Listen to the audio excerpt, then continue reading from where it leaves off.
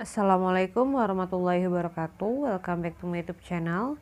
Di video kali ini saya akan kembali membahas soal dari hukum Newton.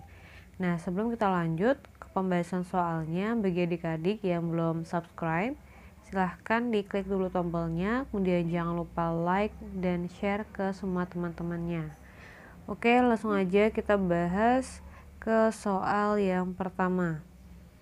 Ini ada sebuah mobil box membawa sebuah paket berbentuk kotak dengan massa 5 kg.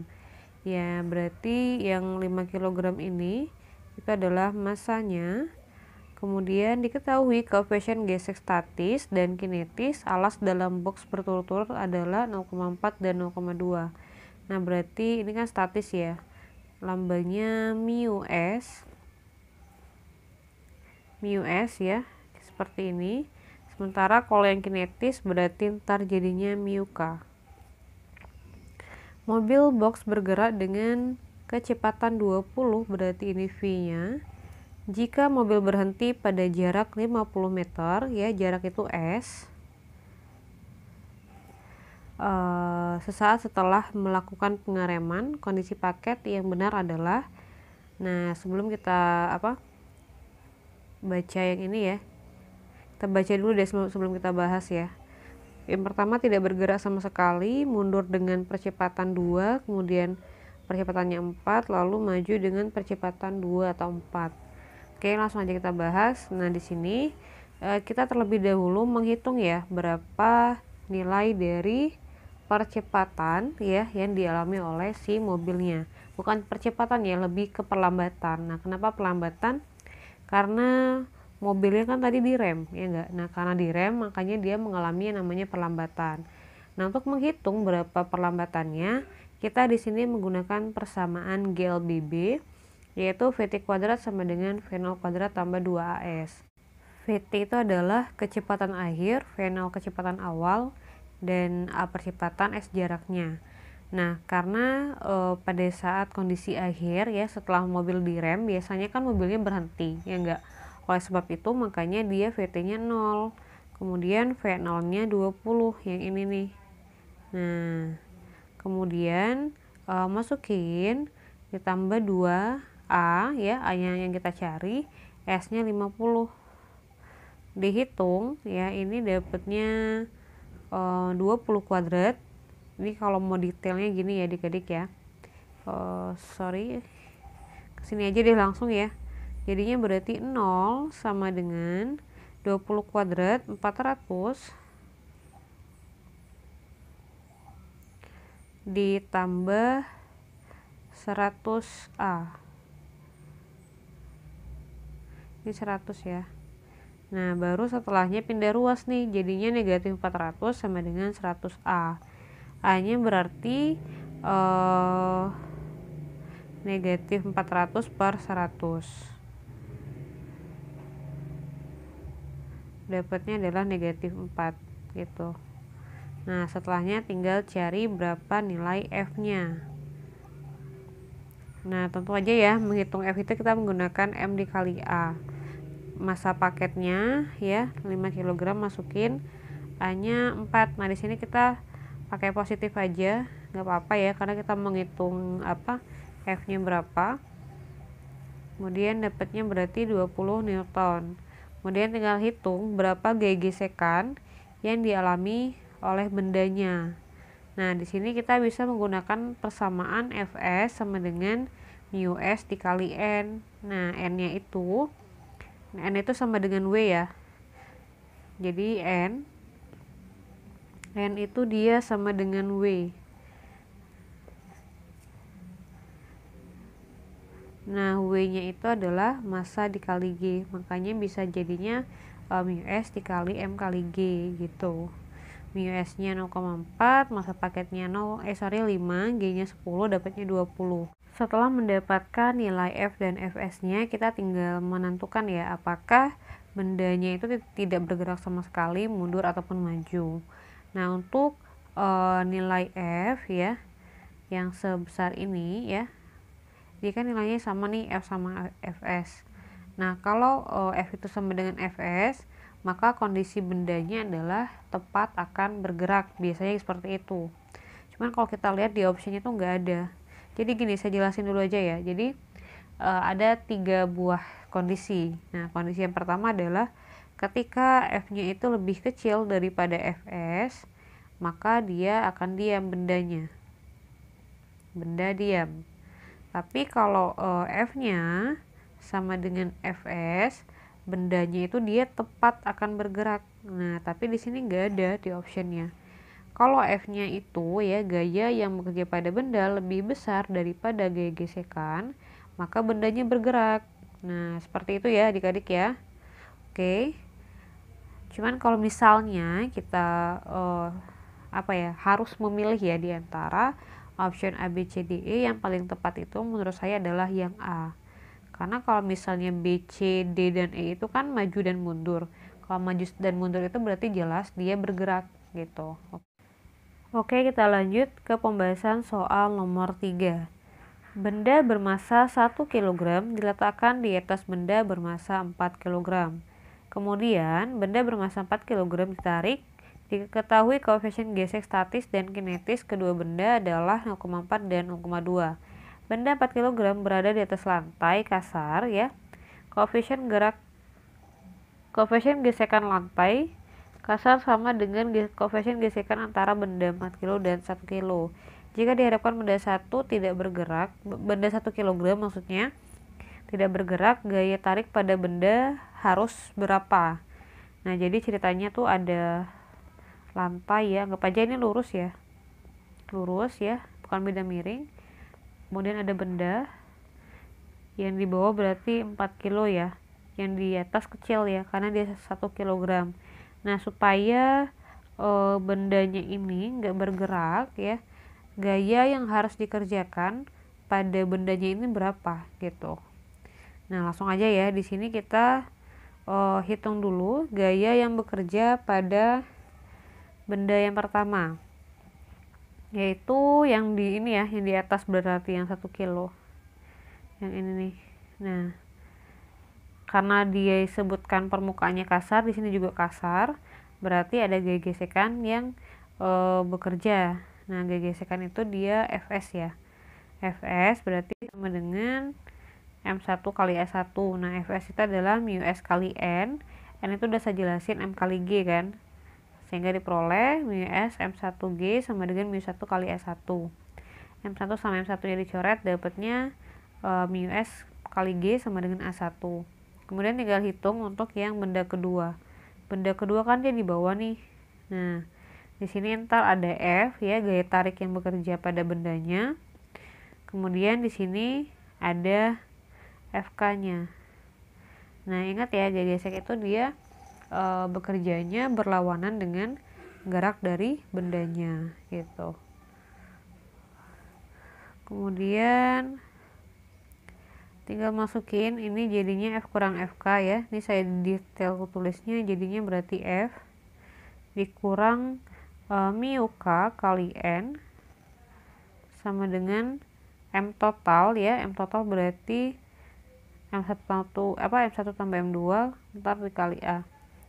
Nah, kemudian dikurang mu K, N itu kan M kali G ya. M nya berarti M total juga, M total kali G. Nah, ini ntar jadinya M1 M2 kayak yang ini ya, tulis ulang aja di kesini nih, nggak muat. Nah, ntar baru dari ini kamu lanjut ke sini. Nah, jadinya F dikurang mu K. Nah, M totalnya adalah M1 tambah M2 dikali G ya, sama dengan M1 tambah M2 dikali A2. Kemudian tinggal cari A2 nya aja, berarti yang ini pindah ruas ya, sehingga persamaannya menjadi seperti ini nih gitu. Oke, kita lanjut. Kemudian kita tinggal menyamakan aja percepatan benda pertama dan kedua. Oke, jadinya berarti mu G sama dengan F dikurang mu K ya, dibagi yang ini. Pokoknya persamaan ini taruh ke sini. Kemudian tinggal masukin nilainya, mu S nya 0,4, lalu G nya 10, F dikurang mu K nya 0,2. Oke. Lalu massa benda 1 dan 2 nya 1 dan 4 kilo ya di soal. Ini ada, kemudian dikali G nya 10 dibagi massa totalnya. Nah ini jadinya 0,4 kali 10 berarti 4 sama dengan F dikurang 0,2 dikali 1 tambah 4 berarti F dikurang 1 tambah 4 5 ya, kali 0,2 berarti 1 kali 10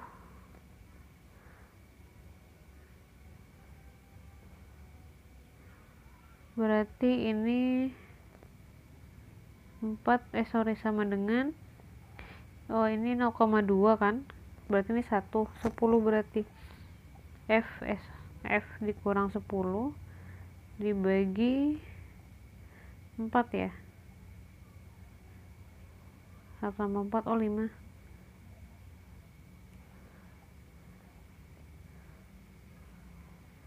Nah baru dikali silang kan, nggak jelas, ini 10 ya, udah itu jadinya kali silang 4 kali 5 20 sama dengan F kurang 10, atau boleh juga F kurang 10 sama dengan 20 Newton.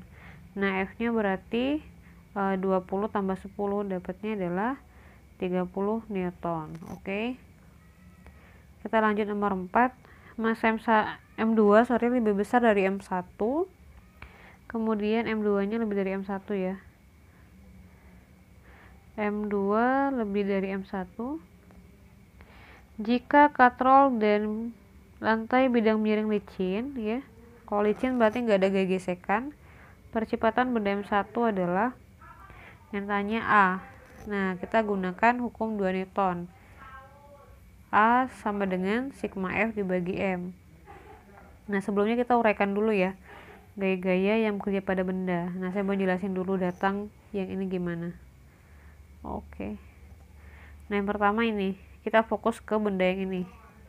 Ada gaya berat yang bekerja ke bawah ya sebesar W1.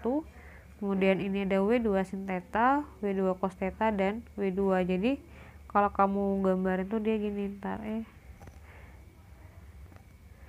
ini aduh miring Oke, anggap aja ini lurus ya. Nah jadi agak susah gambar di sini. Nah ini ada gaya berat ya, ada W, kemudian tegangan tali, ada T, satunya ke atas, satunya ke bawah arahnya, jadi arahnya itu berlawanan gitu aja. Kemudian ada gaya berat, ini W1 ya, ini W2 berarti. Kemudian ada gaya normal yang bekerjanya itu tegak lurus terhadap bidang. Nah ini N. Kemudian kalau kita lihat ya, kalau seandainya nih kita buat perpanjangan garis ya, nggak kelihatan pakai hitam aja deh. Nah ini kan sumbu Y yang di N ya kan, yang ini adalah sumbu X ya enggak. Nah kalau kita lihat W2 ini dia berada di antara sumbu X dan sumbu Y, berarti harus kita uraikan. Yang ini namanya W2Y, yang ini W2X. Nah oke. W2X itu nilainya adalah W2 sin theta. Oke, kalau W2Y adalah W2 cos theta. Jadi seperti itu ya caranya. Semoga paham. Kita hapus dulu. Udah itu tinggal pakai hukum 2 Newton. Sigma F sama dengan M dikali A. Karena M-nya lebih dari 1, makanya kita pakai M total. Nah gitu. Masukin aja sigma F-nya gini. Ini kan dia meluncur ke bawah, berarti ini ke atas kan. Nah aduh saya hapus tadi ya, udah deh gambar ulang aja. Di sini ada T, sini ada T. Nah ntar T nya itu ya, nilai tegangan talinya ya, itu boleh dimasukin boleh enggak. Kenapa? Karena nanti pun kalau dimasukin bakalan dicoret. Jadi kalau misalnya kamu mau detail, saya tulis ulang aja deh. Ini kan tegangan tali yang ini arahnya sama dengan gerak benda. Jadi yang ini dan ini itu adalah arah gerak benda. Oke. Kalau gaya searah dengan gerak benda berarti dia positif. ini kan ke atas, ini ke atas, berarti positif T. Ini kan ke bawah nih, W1 berarti minus. Nah, minus W1 sama dengan udah itu ini ada W2 sin theta searah kan. Nah, kok sama dengan sih? Searah positif berarti ya, ditambah W2 sin theta. Nah, M totalnya tau lah kan, M1 tambah M2 ya dikali A gitu. Oh ya, satu lagi ketinggalan, sorry. Ini ada